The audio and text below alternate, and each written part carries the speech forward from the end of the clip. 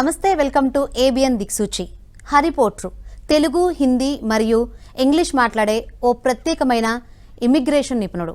Home office, కోర్టులు, పోలీసులు మరియు సరిహద్దు నియంత్రణ వంటి అన్ని ప్రభుత్వ సంస్థలకు ఇమిగ్రేషన్ సేవలు, వేలాది మంది వ్యక్తులు మరియు వ్యాపారాలు యూకేకి వీసాలు పొందడానికి మరియు హోమ్ ఆఫీస్ ఇమిగ్రేషన్ నిర్ణయాలతో కమ్యూనికేట్ చేయడానికి, వారి వృత్తిపరమైన జ్ఞానం మరియు అనుభవాన్ని అందించడానికి హరిపోర్ట్రు మనతో పాటు స్టూడియోలో ఉన్నారు.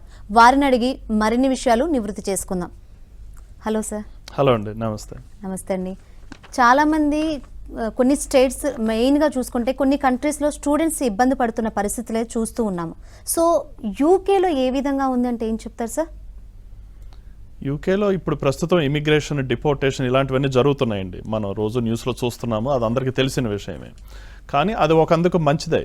ఎందుకంటే ఇమిగ్రేషన్ అనేది క్లీన్గా ఉంటే ఆపర్చునిటీస్ పెరుగుతాయి కాబట్టి. So let's hope for the good అన్నట్టుగా అనమాట ఇదంతా. రైట్. యూకేకి వెళ్ళటానికి ఎటువంటి మార్గాలు ఉన్నాయి? లైక్ ఎటువంటి వీసాలు ఉన్నాయి అందుబాటులో అంటే ఏం చెప్తారు? యూకేకి జనరల్గా మన వాళ్ళు వచ్చేది స్టూడెంట్ వీసాలో ఉంటారు, వర్క్ రూట్లో ఉంటారు, లేకపోతే బిజినెస్ ఎక్స్పాన్షన్ రూట్ ఒకటి ఉంది, లేదంటే కన్నా యూత్ మొబిలిటీ అని రీసెంట్గా ఇండియన్కి సపరేట్గా కొన్ని ఎలిజిబిలిటీ క్రైటీరియా మీట్ అయితే వాళ్ళకు ఉంది. ఇంకా లేదంటే కానీ గ్లోబల్ ఎక్స్పాన్షన్ ఒకటి ఉంది. ఇంకా ఐసీటీ అనేది ఇంట్రా కంపెనీ ట్రాన్స్ఫర్, అంటే ఇక్కడ ఒక ఆర్గనైజేషన్ నుంచి అక్కడ ఒక ఆర్గనైజేషన్కి వాళ్ళే ట్రాన్స్ఫర్ చేస్తుంటారు. సో ఇలాంటి రూట్స్లో మన వాళ్ళు జనరల్గా ఎక్కువగా వస్తుంటారు. ఇక్కడ నుంచి వెళ్ళేటప్పుడు అసలు అక్కడ జాబ్ ఆపర్చునిటీస్ ఏ విధంగా ఉంటాయో, అక్కడ ఎలా ఉంటుందో అని చాలా భయపడుతూ ఉంటారు చాలామంది. సో అసలు ఎటువంటి ఉద్యోగ అవకాశాలు ఉన్నాయి సార్ అక్కడ యూకేలో?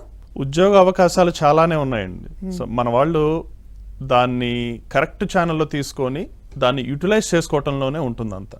ఉద్యోగ అవకాశాలు ఉన్నాయి, లేకుండా ఏమీ లేవు, చాలా ఉన్నాయి. మనం అనుకున్న దానికంటే ఎక్కువే ఉన్నాయి. కాకపోతే ఏంటంటే మన దగ్గర ఆ స్కిల్ ఉండాలి కదండి, అది చాలా ఇంపార్టెంట్. చాలా మంది చూసుకుంటే ఒకప్పుడు కన్నా ఇప్పుడు కంపేర్ చేసుకుంటే చాలా మంది అక్కడ సెటిల్ అయిన వాళ్ళు ఉన్నారు, మన తెలుగు వాళ్ళు మెయిన్గా చూసుకుంటే. సో ప్రజెంట్ వారి సిచ్యువేషన్ ఏ విధంగా స్థిరపడ్డారు అంటే ఏం చెప్తారు సార్? మీరు కరెక్ట్గానే చెప్పారు. తెలుగు వాళ్ళు చాలామంది బాగా సెటిల్ అయిన వాళ్ళు ఉన్నారు, వేల మంది కాదు, లక్షల్లో ఉండొచ్చు కూడాను. కాకపోతే ఏంటంటే అప్పటికి ఇప్పటికీ తేడా, ఈ సక్సెస్ అనేది ఎవరికైనా కానీ ఒకటే ఉంటుంది కదండి. కాకపోతే మనం అది తీసుకున్న విధానంలో ఉంటుంది, అప్రోచ్ అయ్యే విధానంలో ఉంటుంది. ఆపర్చునిటీస్ చాలా ఉన్నాయి కదా మనకి. ప్రతి కంట్రీలో ప్రతి ఆపర్చునిటీ ఉంటూనే ఉంటుంది. మనకి ఇప్పుడు ఇండియాలో ఎన్ని ఉన్నాయో అక్కడ కూడా అన్నీ ఉంటాయి. విషయం వల్ల ఎక్కడ వస్తుందంటే మన వాళ్ళు ఆ సక్సెస్కి దగ్గరగా అవ్వటానికి కొన్ని అలవాట్లు మనం చేసుకొని ఆ పాత్లో ట్రావెల్ చేస్తే తప్పితే మనం సక్సెస్కి దగ్గరగా వెళ్ళలేము. అది చాలా important. Most of the time మనం ఏం చేస్తున్నారు, ఇప్పుడు వచ్చే స్టూడెంట్స్ కానివ్వండి, లేకపోతే ఇప్పుడు వచ్చిన యూకే ఇమిగ్రెంట్స్ ఎవరైనా కానివ్వండి, మనం తెలుగులో మాట్లాడుకుంటున్నాం కాబట్టి తెలుగు గురించి మాట్లాడుకుందాం. వీళ్ళందరూ ఎక్కడ సక్సెస్కి దూరం అయిపోతున్నారంటే, మనకు అసలు మనం ఎందుకు వచ్చాము, మనం ఏం చేస్తున్నాము అనేది ఒక ప్రశ్న మనల్ని మనమే ప్రశ్నించుకోవాలి. ఆపర్చునిటీస్ దానంతటవే నడుచుకుంటూ మన దగ్గరికి రావు. We need to work towards it. మనకు ఒక గోల్ ఉండి దానికోసం పనిచేసుకుంటూ ఉండాలి కదా. ఆ గోల్ సెట్ చేసుకోవటంలోనే ఉంటుంది అంతా కూడా. సో మీరు అన్నట్లుగా ఇంతకుముందు వెళ్ళిన వాళ్ళు చాలామంది మన తెలుగు వాళ్ళు సెటిల్ అయ్యారు అంటున్నారు కదండి, నిజమే. మరి అలా గోల్ సెట్ చేసుకొని వాళ్ళంతటా వాళ్ళే అంత హార్డ్ వర్క్ అంతా చేసుకొని సక్సెస్కి దగ్గర కావడానికి వాళ్ళు ప్రయత్నించారు కాబట్టి ఆబ్వియస్లీ దే బికమ్ సక్సెస్ఫుల్.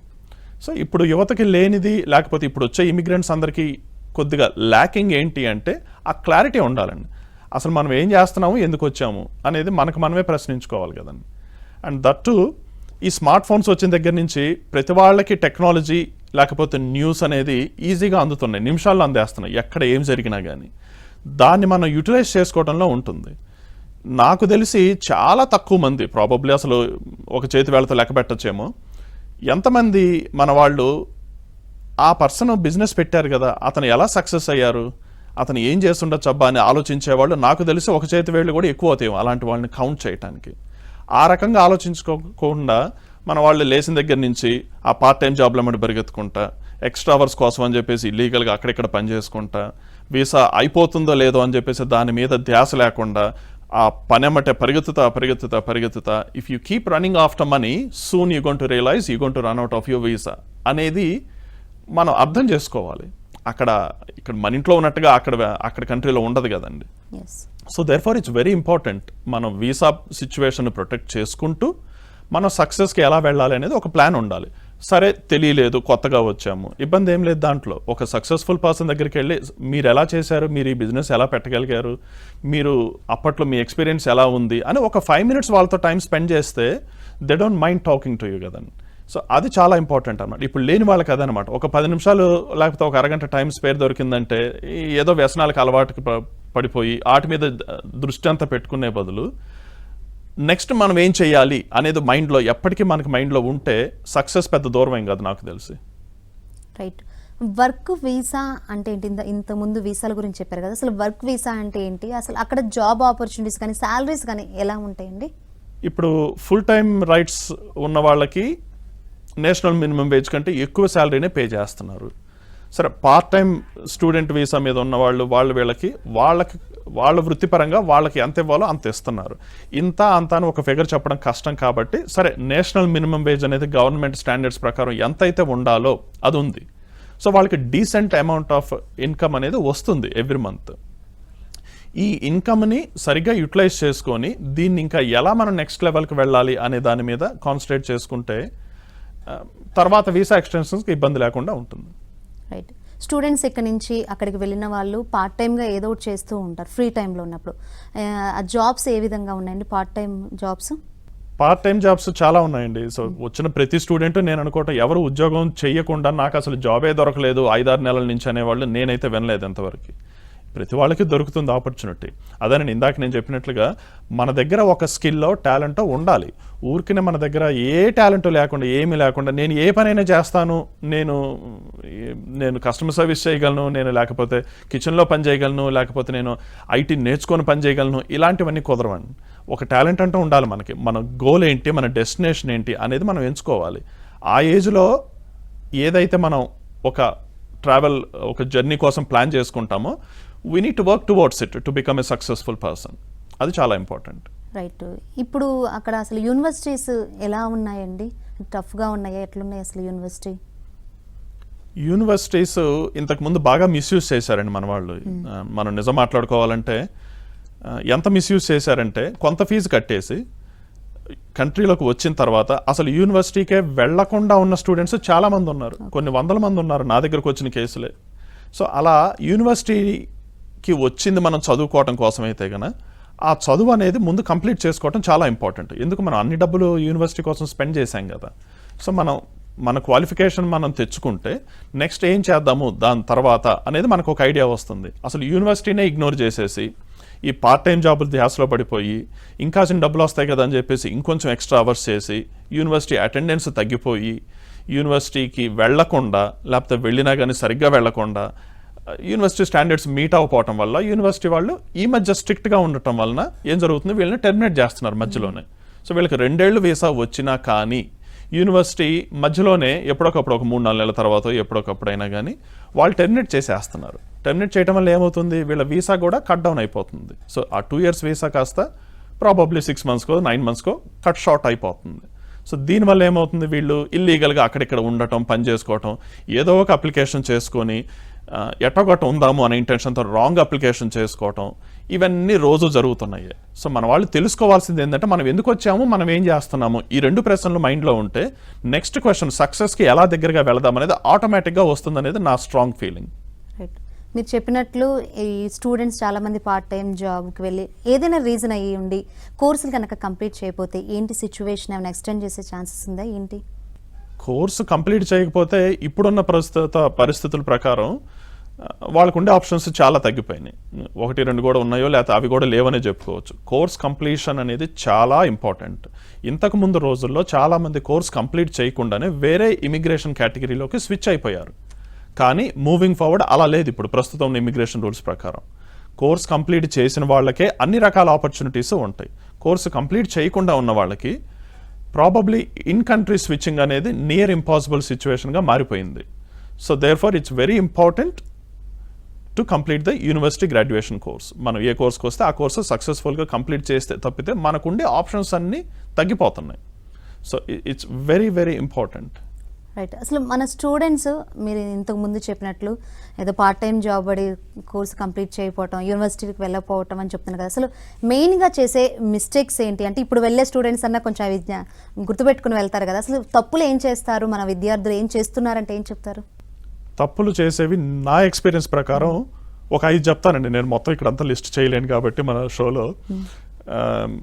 జనరల్గా మన వాళ్ళు వచ్చిన తర్వాత ఏంటంటే ఒక మైండ్ సెట్ మారిపోతుందండి. ఇక్కడికి వచ్చిన తర్వాత అమ్మ నాన్న లేరు, ఇంట్లో అడిగేవాళ్ళు లేరు, ఇంటికి ఎప్పుడు వచ్చినా అడిగేవాళ్ళు లేరు, అసలు వచ్చినా రాపోయినా అసలు పట్టించుకునే దిక్కే లేదు. కాబట్టి అక్కడ ఏమవుతుంది, బయట తిరగటం, ఎంజాయ్మెంట్ మూడ్లోకి వెళ్ళిపోవటం, ఇలాంటివన్నీ అక్కడ చేస్తున్న ఫస్ట్ మిస్టేక్.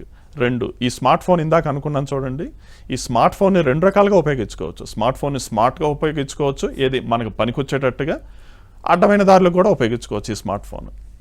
అక్కడ తప్పు చేస్తున్నారు. 3, ఈ పార్ట్ టైం ధ్యాసలో పడిపోయి అసలు దాన్ని మర్చిపోయి అసలు డెస్టినేషన్ ఎక్కడుందనేది అసలు పక్కకు పెట్టేసి పూర్తిగా చీకట్లో ప్రయాణం చేస్తున్నారు. అదొకటి చేస్తున్న తప్పు నా ఎక్స్పీరియన్స్ ప్రకారం. ఇంకొకటి, డబ్బు ధ్యాసలో పడిపోయి, ఐ అగ్రీ ప్రతి వాళ్ళకి డబ్బు కావాలి టు సర్వైవ్, కానీ ఆ డబ్బే ప్రధానంగా చేసుకొని ఎవరైతే ఆ డబ్బు వెనకమాల పడుతున్నారో, ఈ జాబ్ అని, లేకపోతే ఫుల్ టైం జాబ్ అని, లేకపోతే అక్కడిక్కడ పనిచేస్తే ఇంకో 10 పౌండ్లు వస్తుందని, ఈ మైండ్ సెట్ ఉండటం అనేది 4వ తప్పు. ఇంకొకటి ఏంటంటే, జనరల్గా అసలు ఏం చేయాలో ఏమీ తెలియదు. అట్లాంటి వాళ్ళు కూడా చాలామంది ఉన్నారు. అసలు ఏ జాబ్ చేయాలో తెలియదు, ఎక్కడ ఉండాలో తెలియదు, అసలు ఆ జాబ్ చేయటం వల్ల మనకు వ్యక్తిగతంగా జరిగే ప్లస్ కావచ్చు, మైనస్ కావచ్చు, ఏదైనా కానీ అది మైండ్ సెట్ లేకుండా ఏదో గుడ్డిగా ఇంకా అలా వచ్చాము, జాబ్ చేసేస్తున్నాము, ఇంటికి వెళ్ళిపోతున్నాం, యూనివర్సిటీకి వెళ్తున్నాం, అలా ఆ ర్యాట్ రేస్లో ఉండేవాళ్ళు చాలామంది ఉన్నారు. సో ఇంకా ఇలా చెప్పుకుంటూ పోతే చాలా ఉన్నాయి అనమాట. సో ఇవి మేజర్గా చేసే మన వాళ్ళు మిస్టేక్స్ అనమాట. ఒక విజన్ ఉండాలి, మనం ఎందుకు వచ్చామనేది తెలుసుకోవాలి, మనం ఏం చేస్తున్నామో మనం దాన్ని సరిగ్గా ఉపయోగించుకుంటున్నామా లేదా, దీనివల్ల మనకు లాభం ఏంటి వ్యక్తిగతంగా తర్వాత రోజుల్లో, ఇవన్నీ మైండ్లో ఉండాలి మనకు ఆటోమేటిక్గా, ఒకళ్ళు చెప్పడం కాదు. ఇవన్నీ కోర్స్ కంప్లీట్ చేసిన వాళ్ళ ముందున్న ఆప్షన్స్ ఏంటండి? కోర్స్ కంప్లీట్ చేసిన వాళ్ళకి అసలు ఎటువంటి ఇబ్బంది లేదు. ఏ ఇమిగ్రేషన్ కేటగిరీలోకైనా కానీ వాళ్ళు స్విచ్ అయిపోవచ్చు. ఫర్ ఎగ్జాంపుల్, ఇప్పుడు ఏదో మాస్టర్స్ కోసం వచ్చారు, they can go for PhD, లేకపోతే ఇంకొక డబుల్ మాస్టర్స్కి వెళ్ళొచ్చు, లేకపోతే వర్క్ రూట్లోకి వెళ్ళొచ్చు, లేకపోతే పిఎస్డబ్ల్యూ అని ఉంది కదండి, పోస్ట్ స్టడీ వర్క్ వీసా అని. ఆ పిఎస్డబ్ల్యూ వీసాకి వాళ్ళకి ఎలిజిబిలిటీ వస్తుంది. ఇలా రకరకాల ఆప్షన్స్ ఉన్నాయి. Pretty much all the gates are open. ఎవరైతే కోర్సు సక్సెస్ఫుల్గా కంప్లీట్ చెయ్యరో వాళ్ళకే ఇటువంటి ఇబ్బందులన్నీ. ఇవే మనం రోజు న్యూస్లో చూస్తున్నాము, యూకే నుంచి ఇల్లీగల్ ఇమిగ్రెంట్స్ అని తరిమేస్తున్నారు, ఇక్కడ ఆపర్చునిటీస్ లేవు, జాబ్స్ లేవు, పాపం పొట్టకోటు కోసం వచ్చారు, లేకపోతే పాపం జాబ్ చేయడానికి లేకుండా పోయిందని చెప్పేసి అలా నెగిటివ్గా ప్రచారం చేసుకుంటున్నారు. కానీ మనం వచ్చింది ఏంటి, మనం చేస్తుంది ఏంటి, ఈ 2 ప్రశ్నలకి మనం సమాధానం కోసం మనం ప్రతిరోజు మనల్నే సమాధానం మనం చెప్పుకోగలిగే స్టేజ్లో ఉంటే అసలు అలాంటి పరిస్థితుల్లో మనం ఉండం కదా అసలు ముందు. రైట్. ఇప్పుడు మీరు చెప్తూ పిఎస్డబ్ల్యూ అన్నారు, ఏంటండి అసలు దాని గురించి చెప్పండి. పిఎస్డబ్ల్యూ వీసా అన్నారు కదా. పిఎస్డబ్ల్యూ వీసా అంటే పోస్ట్ స్టడీ వర్క్ వీసా అని. స్టూడెంట్స్ ఎవరైతే సక్సెస్ఫుల్గా కోర్స్ కంప్లీట్ చేస్తారో వాళ్ళకి 2 years పాటు ఒక వీసా వస్తుంది. అది మ్యాక్సిమం డ్యూరేషన్ 2 years అనమాట. ఈ 2 yearsలో వాళ్ళు ఎటువంటి నిబంధనలు లేకుండా, అంటే ఇమిగ్రేషన్ స్టేటస్ కరెక్ట్గా 2 years ఉంటుంది కాబట్టి ఆ 2 yearsలో ఎటువంటి ఉద్యోగం అయినా కానీ వాళ్ళు చేయొచ్చు. ఈ ఫలానా ఎంప్లాయర్కే పని చేయాలి, ఫలానా ఎంప్లాయర్కి పని చేయకూడదు, అట్లాంటిది ఏమీ లేదు. So they like a free bird, they can work for who ever they want, how ever long they want to work for, అదనమాట. సో పిఎస్డబ్ల్యూ తర్వాత వారు ఏం చేయొచ్చు ఆఫ్టర్ కమ్? పిఎస్డబ్ల్యూ వీసా వచ్చిన తర్వాత మరి వాళ్ళు స్కిల్ వర్కర్ రూట్లోకి మారిపోవచ్చు, లేకపోతే ఇంకొక ఏదైనా స్టడీ రూట్లోకి వెళ్తానంటే అలా మారిపోవచ్చు, లేకపోతే వాళ్ళకి ఆల్రెడీ ఇంకెవరైనా మెయిన్ అప్లికెంట్ దొరికి వీళ్ళు డిపెండెంట్గా మారతాను అంటే అలా మారచ్చు. సో వాళ్ళకున్న మార్గాలు అన్నీ ఉన్నాయి. ఎవరైనా సొంతంగా ఏదైనా బిజినెస్ సెటప్ చేసుకోవాలంటే అది చేయొచ్చు. So there are many opportunities. ఆ రూట్లో వెళ్ళిన వాళ్ళకి సక్సెస్కి బాగా దగ్గర అయ్యే అవకాశం ఉంటుంది. కాబట్టి వాళ్ళు ఆ టైంని కరెక్ట్గా యూటిలైజ్ చేసుకోవాలి. ఆ పిఎస్డబ్ల్యూ 2 years అనేది ఈ ఫుల్ టైం చేసుకోవచ్చు కదా అనేది ఒక్కటే మైండ్లో పెట్టుకొని ఆ డబ్బు కోసం పరిగెత్తే కంటే మనం ఏం చేస్తున్నాము, నెక్స్ట్ నేను ఏం చేయాలి ఈ వీసా అయిపోయే లోపు అనే క్లారిటీ తెచ్చుకోవాలి. విత్ ఇన్ ద ఫస్ట్ 6 monthsలోనే ఆ క్లారిటీ తెచ్చుకోవాలి. అప్పుడు ఇంకా మనకు 1.5 year టైం మిగులుతుంది. ఈ లోపు నేను ఏం చేయాలి, ఎక్కడ బిజినెస్ సెటప్ చేసుకోవాలి, if you want to set up a business అనేది ఇలా మనమే విశ్లేషించుకోవాలి. అది లేకనే కదండి ఈరోజు అంత ఇల్లీగల్గా అయిపోవటం, లాస్ట్ మినిట్లో రాంగ్ అప్లికేషన్స్ చేసుకోవటం, హోమ్ ఆఫీస్ వాళ్ళు పట్టుకోవటం, వెనక్కి పంపించడం, ఇవన్నీ జరుగుతున్నాయి. ఇవంతా మనం చేస్తున్న తప్పులే. హోమ్ ఆఫీస్ వాళ్ళని అనటానికి ఇందులో ఎటువంటిది ఏమీ లేదు కూడా. మనకి క్లారిటీ లేకపోవటం వల్ల మనమే ఇల్లీగల్ అయిపోవటం వలన మనమే అనుభవిస్తున్నాం దానికి వచ్చే ప్రత్యామ్నాయం కూడా. So my advice is do the right thing at the right time. Student visa మీద ఉన్నప్పుడే మనకి పిఎస్డబ్ల్యూలోకి వెళ్ళక ముందే, అంటే within the first 2 years లోపే మనం పార్ట్ టైం జాబ్ చేస్తున్నప్పుడే మనకి క్లారిటీ రావాలి. అసలు నేను ఏం చేస్తున్నాను, నేను నెక్స్ట్ ఏం చేయాలి, దానికోసం నేను చేస్తుంది కరెక్ట్ అయినా కాదా ఇప్పుడు అనేది తెలుసుకోవాలి. అది తెలుసుకోకుండా గుడ్డిగా ఎట్టగొట్ట కోర్స్ పాస్ అయిపోయి ఒక 2 years పిఎస్డబ్ల్యూ వీసా తెచ్చుకొని ఆ పిఎస్డబ్ల్యూ వీసాలో ఫుల్ టైం చేసుకోవచ్చు కదా అనే ఉద్దేశంతో ఆ ఫుల్ టైం మీదనే ధ్యాస అంతా పెట్టేసి బాగా టైర్ అయిపోయి, లేకపోతే కాస్త కూస్త కొద్ది గొప్ప టైం ఉంటే దాన్నంతా ఎంజాయ్మెంట్ కోసం తగలేసి ఇలా చేయటం వలన ఉపయోగం ఏమీ ఉండదు. అంతిమంగా నష్టపోయేది మనమే కదండి. సో అది తెలుసుకోవాలి. నేను ఎందుకు వచ్చాను, నేను ఏం చేస్తున్నాను, నేను ఏమి చేయాలి అనేది క్లారిటీ ఉండాలి. అదే సక్సెస్ఫుల్ పర్సన్కి, లేకపోతే టైం పాస్ చేసే వాళ్ళకి, లేకపోతే ఇప్పుడున్న టెక్నాలజీ ప్రకారం డాంకీ వర్క్ అంటాం చూడండి, గాడిద చాకిరీ చేశాను, నేను పొద్దు నుంచి రాత్రి దాకా చేశాను అనే దానివల్ల ఉపయోగం ఏమీ ఉండదు. స్మార్ట్ వర్క్గా చేసుకోవటంలోనే ఉపయోగం అంతా ఉంటుంది. రైట్, మీరు చెప్పే క్లారిటీ ఉంటే ఏదైనా చేయొచ్చు. ఇప్పుడు జాబ్ కాకుండా బిజినెస్ చేద్దాం అనుకోండి, ఫర్ ఎగ్జాంపుల్ ఇక్కడ మన తెలుగు రాష్ట్రాలు అనుకోండి, వాళ్ళకి ఏం చేయాలి, ఏంటి ఆపర్చునిటీస్ అనేది వాళ్ళకి ఒక ఐడియా ఉంటుంది. మరి అక్కడ సొంతంగా బిజినెస్ చేద్దాం అనుకున్న వాళ్ళకి ఏం చెప్తారు సార్? బిజినెస్ చేద్దాం అనుకున్న వాళ్ళకి బిజినెస్ ఓన్గా సెటప్ చేసుకునే అవకాశం కూడా ఉంటుందండి. సో ఒకళ్ళకే చేయడానికి కొన్నిసార్లు బడ్జెట్ సహకరించకపోవచ్చు. ఫర్ ఎగ్జాంపుల్ ఏదైనా ఒక బిజినెస్ మీరు సెలెక్ట్ చేసుకున్నది మీ బడ్జెట్కి మించి అయి ఉండొచ్చు. అలాంటప్పుడు ఏం చేయాలి? ఇప్పటి వరకు నా ఎక్స్పీరియన్స్ ప్రకారం ఏంటంటే 2-3 లేకపోతే ఇంకొంతమంది లైక్ మైండెడ్ పీపుల్ అందరూ ముందుకు వస్తారు కలిసి. ఓకే, మేమందరం కలిసి ఈ బిజినెస్ సెటప్ చేద్దాం అనుకుంటున్నాం, మాకు ఇదిగో ఇంత బడ్జెట్ అవుతుంది, దీనికి ఇంత దానికి ఇంత అని చెప్పేసి ఒక పెన్ పేపర్ తీసుకొని రాసుకోవాలి నీట్గా. ఒక కంపెనీ సెటప్ చేసుకొని ఒక అకౌంట్ ఓపెన్ చేసుకొని దాంట్లో డబ్బులు వేసి అందరూ కలెక్టివ్గా, ఒకవేళ కలెక్టివ్ బిజినెస్ చేద్దాము అనుకుంటే కనుక దాంట్లో డబ్బు వేసి అందులోంచి ఖర్చు పెట్టేది నీట్గా క్లీన్గా ఉండాలి ట్రాన్సాక్షన్స్. అప్పుడు ఏమవుతుంది, మీకు బడ్జెట్ అనేది అర్థమవుతుంది. ఓహో, మనం దేనికి ఎంత స్పెండ్ చేస్తున్నామని తెలుస్తుంది. క్లారిటీ కావాలి కదండి బిజినెస్లో పార్ట్నర్స్ అన్నప్పుడు, అదొకటి తెలుస్తుంది. దానివల్ల ఇంకా కూడా మనం స్పెండ్ చేసేది ఇంకా దేనికి ఎంత స్పెండ్ చేయబోతున్నాం అనేది ఒక క్లారిటీ ఉంటుంది. సో అలా సెటప్ చేసుకొని అలా సొంతంగా బిజినెస్లో సక్సెస్ఫుల్గా రన్ చేసుకున్న వాళ్ళు కూడా నా దగ్గర క్లయింట్స్ ఉన్నారు. సరే, ఇదే కాకుండా కొంతమంది ఇండియా నుంచి కూడా నాకు ఫోన్ చేస్తారు, ఏమండి హరి గారు, నేను ఇట్లా ఫలానా వీడియో చూశాను మీది, లేకపోతే నేను ఇట్లా బిజినెస్ పెడదాం అనుకుంటున్నాను, నాకు ఇదిగో ఇండియాలో ఇట్లా బిజినెస్ ఉంది, లేకపోతే నాకు యూకేలో ఇలా చేద్దామనే ప్యాషన్ ఉంది, నేను ఇంత ఇన్వెస్ట్ చేయగలను, నేను ఏం చేయగలను, ఇలాంటి ప్రశ్నలు అడిగేవాళ్ళు మన తెలుగు రాష్ట్రాల నుంచి వచ్చిన వాళ్ళు చాలామంది ఉన్నారు నా clients. So it's all about mind set అండి. మనం ఎలా ముందుకెళ్తాము అనేది తెలుసుకోవాలి. రైట్, డిపెండెంట్స్కి ఆపర్చునిటీస్ ఎట్లా ఉన్నాయండి యూకేలో? డిపెండెంట్ వీసా మీద వచ్చిన వాళ్ళు ఎప్పుడైనా కానీ వాళ్ళకి ఫుల్ టైం వర్క్ రైట్స్ ఉంటాయి కదా, అండ్ వాళ్ళకి రిస్ట్రిక్షన్స్ ఏమీ ఉండవు ఫలానా ఎంప్లాయర్కే పనిచేయాలి అని. మెయిన్ అప్లికెంట్కే ఎప్పుడైనా కానీ ఎంప్లాయర్ స్పెసిఫిక్, జాబ్ స్పెసిఫిక్ అనే రూల్ ఉంటుంది. కానీ డిపెండెంట్ వీసా మీద వచ్చిన వాళ్ళకి చాలా ఈజీగా జాబ్ దొరుకుతుంది. వాళ్ళ దగ్గర ఏ స్కిల్ ఉన్నా ఆ స్కిల్కి తగినట్టుగా జాబ్ ఎత్తుకోవడంలో వాళ్ళు ఆల్వేస్ బికమ్ సక్సెస్ఫుల్. అసలు డిపెండెంట్స్కి ఎటువంటి ఇబ్బంది లేదు. రైట్, రూల్స్ ఏమైనా చేంజ్ చేయబోతున్నారా? ఏమన్నా రూల్స్ చేంజ్ చేద్దామనే గవర్నమెంట్ డిస్కషన్లో ఉందండి. బట్ ఇప్పటివరకు దాని గురించి న్యూస్ ఏమీ లేదు. కాబట్టి న్యూస్ వచ్చేంత వరకు, పబ్లిష్ చేసేంత వరకు వెబ్సైట్లో అప్పటి వరకు మనం ఏం కామెంట్ చేయలేమండి. But they may change in the near future. Yes, చాలా ప్రపోజల్స్ ఉన్నాయి గవర్నమెంట్కి ఇమిగ్రేషన్ రూల్స్ కొద్దిగా టైటన్ చేద్దామనేది. బట్ వాట్ ఈస్ దట్ అనేది ఎవరికి ఇంతవరకు క్లారిటీ లేదు. కాబట్టి so I'm unable to comment on that. సో పర్మనెంట్గా ఉండే వారికి కోసం ఏం చెప్తారు సార్? అక్కడ ఎలా అడ్జస్ట్ అవ్వగలరు అంటారు? మన వాళ్ళలో చాలామంది వచ్చిన వాళ్ళలో 90-95% వాళ్ళందరూ నేను ఎట్లాగొట్లా ఈ దేశంలో స్థిరపడాలి అనే మైండ్ సెట్తోనే వస్తాం, విచ్ ఈస్ గుడ్. మనం మంచి మూవే తీసుకున్నాం. కానీ ఆ స్థిరపడే మార్గంలో మనం ఎంచుకునే రూట్ ఏదైతే ఉంటుందో, మనం చేసే పనులు అవి చాలా ఇంపార్టెంట్. స్థిరపడదామనే గోల్ ఉండటంలో తప్పులేదు, అందరికీ స్థిరపడాలి కూడా. అందరూ సక్సెస్ఫుల్గానే లీడ్ చేయాలి లైఫ్ కూడా.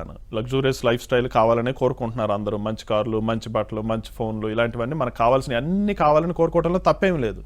కానీ ఆ మార్గం ఎంచుకోవటానికి మనం వచ్చింది ఎందుకు, ఏం చేస్తున్నాము, వచ్చిన తర్వాత నేనేం చేస్తున్నాను, ఇదే కాకుండా అసలు మన చుట్టూ ఏం జరుగుతుంది, ఏం ఆపర్చునిటీస్ ఉన్నాయి, ఏ టైంలో నేను గ్రాబ్ చేసుకోగలను, వాళ్ళు ఈ బిజినెస్ ఎలా పెట్టారు, లేకపోతే నేను ఇలా చెయ్యొచ్చా, నాకు తెలియపోతే నేను ఎవరినైనా అడ్వైస్ తీసుకోవచ్చా, ఇలాంటివన్నీ మైండ్లో ఉంటే సెటిల్మెంట్ అనేది ఆటోమేటిక్గా వచ్చేస్తుందండి. అసలు అది దానికోసం మనం పెద్ద హార్డ్ వర్క్ చేయాల్సిన అవసరం లేదు. మన హార్డ్ వర్క్ అలా చేసుకోవాల్సింది మన గోల్ ఏంటి, నెక్స్ట్ నేనేం చేద్దాం అనుకుంటున్నాను, ఇప్పుడు నేనేం చేస్తున్నాను, నేను చేస్తుంది కరెక్ట్ అవునా కాదా, ఒకవేళ నేను చేస్తుంది కరెక్ట్ కాదు అనిపిస్తే నేను ఎవరి అడ్వైస్ తీసుకోగలను, who is the right person I can approach for the right advice at the right time అనేది ఉండాలి.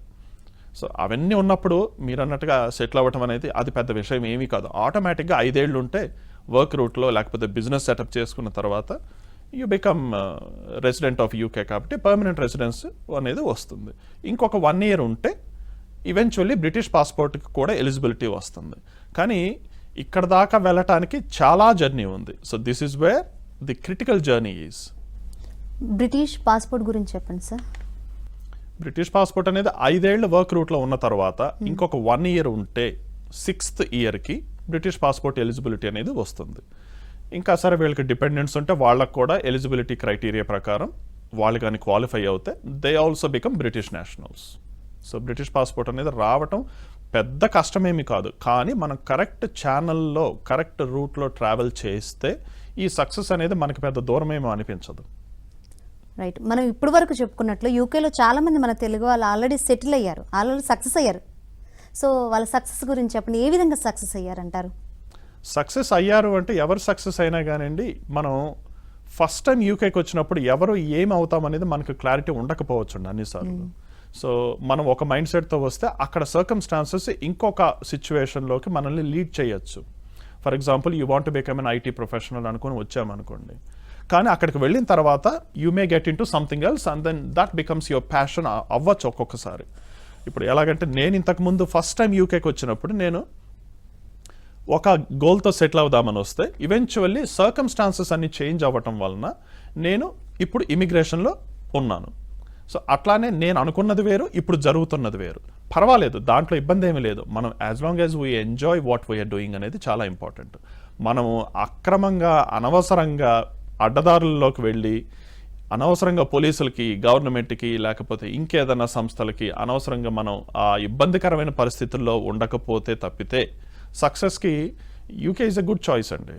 I totally agree with many people those who are successful. ఎందుకంటే ఇక్కడ బాగానే ఉంది కదండి హరి గారు, మనం బాగానే బిజినెస్ చేసుకుంటున్నాం అనేవాళ్ళు చాలామంది ఉన్నారు కదా. ఇంతకుముందు మీరు మాట్లాడినట్టు మన వారు తప్పులు చేస్తున్నారు, అన్నీ చెప్పలేను కానీ కొన్నైనా చెప్తాను అని చెప్పారు కదా. అసలు ఎటువంటి ఏమేమి తప్పులు చేస్తున్నారు మన తెలుగువారు? మన వాళ్ళు చేసిన తప్పుల్లో కొన్ని చెప్తానండి. నేను కోర్టుకు వెళ్తాను, పోలీస్ స్టేషన్స్కి వెళ్తాను, లేకపోతే ఎయిర్పోర్ట్స్ దగ్గరికి వెళ్తాను కాబట్టి ఇమిగ్రేషన్ పరంగా, ఇంటర్ప్రిటింగ్ పరంగా రకరకాల కోసం. డ్రింక్ డ్రైవింగ్ అనేది కామన్గా జరుగుతున్న మిస్టేక్ అండి. ఎవరికి వాళ్ళే తాగేయటం, ఇష్టం వచ్చినట్టుగా నడిపేయటం వెహికల్. అసలు ఈ వెహికల్ ఉంది చూసారండి, అసలు ఆ వెహికల్ అవసరం లేదు మన వాళ్ళకి. చాలా వరకు చెప్పాలంటే వెహికల్ లేకుండా ఉంటేనే మంచిది. పబ్లిక్ ట్రాన్స్పోర్ట్ శుభ్రంగా బ్రహ్మాండంగా ఉంది, అది యూజ్ చేసుకోవచ్చు. కానీ మనం లగ్జరీకి అలవాటు పడిపోయాం కదా యూకేకి రాకముందే. సో మన మైండ్ సెట్ అనమాట, ఇందాక నేను అన్నట్టుగా మనకి కారు ఉండాలి అనేది ఒక మినిమం నెసెసిటీగా మారిపోయింది. అది మన మైండ్ సెట్ అలా తయారైంది. కానీ నిజంగా చెప్పాలంటే కారు అవసరం లేదు, పబ్లిక్ ట్రాన్స్పోర్ట్ బ్రహ్మాండంగా ఉంది కాబట్టి. సరే, డ్రింక్ డ్రైవింగ్ కాకుండా మన వాళ్ళు ఇంకా ఈ డ్రగ్స్లో కూడా ఉన్నారు కొంతమంది. తర్వాత ఈ boy friend girl friend culture బాగా ఇప్పుడు ఫేమస్ అయిపోయింది కదండి. సో దాని వలన ఉన్నంతకాలం బాగానే ఉంటారు, ఇద్దరు రాసుకొని పూసుకొని తిరుగుతారు బ్రహ్మాండంగా, వాళ్ళ ఖర్చులు వీళ్ళు, వీళ్ళ ఖర్చులు వాళ్ళు, అసలు తీయ పెట్టకుండా ఉంటారన్నమాట. ఎప్పుడైతే చెడుద్దో చూసారండి, అప్పుడే అసలు ప్రాబ్లం అంతా వస్తుంది. అప్పుడేమవుతుంది, ఇంటి గుట్టంతా బయటకు వెళ్ళిపోతుంది. అంటే ఏంటి, ఇద్దరు పోలీస్ స్టేషన్కి పోయి ఒకళ్ళ మీద ఒకళ్ళు కంప్లైంట్ చేసుకుంటారు, ఈమె అలా చేసిందని, వీడు ఇలా చేశాడని. ఇలా రకరకాలుగా ప్రాబ్లమ్స్ అన్నీ అక్కడే క్రియేట్ అవుతాయి. ఇది కాకుండా ఏంటి ఇక్కడ చేసే పనులన్నీ కూడా అక్కడ చేస్తున్నారు, అయితే ఇక్కడ కంటే ఇంకా ఎక్కువ చేస్తున్నారండి అక్కడ. ఎందుకంటే ఇక్కడ కనీసం ఇంట్లో అమ్మా నాన్న ఉన్నారు కదా, మరి అక్కడ ఎవరు లేరు కదా, ఫ్రెండ్సే కదా. సో తాగేవాడిని ఎవరు తాగొద్దు అని చెప్పేవాడు లేడు, డ్రింక్ డ్రైవింగ్ చేయొద్దు అని చెప్పేవాడు లేడు, ఇంకా ఫ్రెండ్స్ అందరూ ఎంకరేజ్ చేస్తున్నారు కదా. ఇది కాకుండా ఏంటంటే ప్రతి వాళ్ళు ఇమిగ్రేషన్ ఎక్స్పర్ట్ అయిపోయారండి, లేకపోతే ప్రతి వాళ్ళు అడ్వైజ్ ఇచ్చేస్తున్నారు. ఎంతో కొంత అవగాహన ఉండటం కరెక్టేనండి. ఇప్పుడు ఎలా అంటే మా రూమ్మేట్ చెప్పాడు ఫలానా అప్లికేషన్ చేసుకుంటే వాడికి 6 months వీసా వచ్చిందంట అని. వాళ్ళ సర్కమ్స్టాన్సెస్ ప్రకారం, వాళ్ళ సిచ్యువేషన్ ప్రకారం వచ్చి ఉండొచ్చు, తప్పనట్లేదు నేను. కానీ మన సర్కమ్స్టాన్సెస్ డిఫరెంట్ కదా. సో అది రియలైజ్ అవ్వట్లేదు. వాళ్ళు అప్లికేషన్ చేశారు కాబట్టి గుడ్డిగా వీళ్ళు కూడా అదే అప్లికేషన్ చేసుకొని ఇల్లీగల్ అయిపోతున్నారు. సో అడ్వైజ్ అనేది రైట్ పర్సన్ దగ్గర రైట్ టైంలో తీసుకోవడం చాలా ఇంపార్టెంట్. ఇప్పుడు మనకి ఆరోగ్యం బాగాలేదండి, మెడికల్ షాప్కి వెళ్తే పారాసెటమాల్ ఇవ్వచ్చు జ్వరం వచ్చిందని.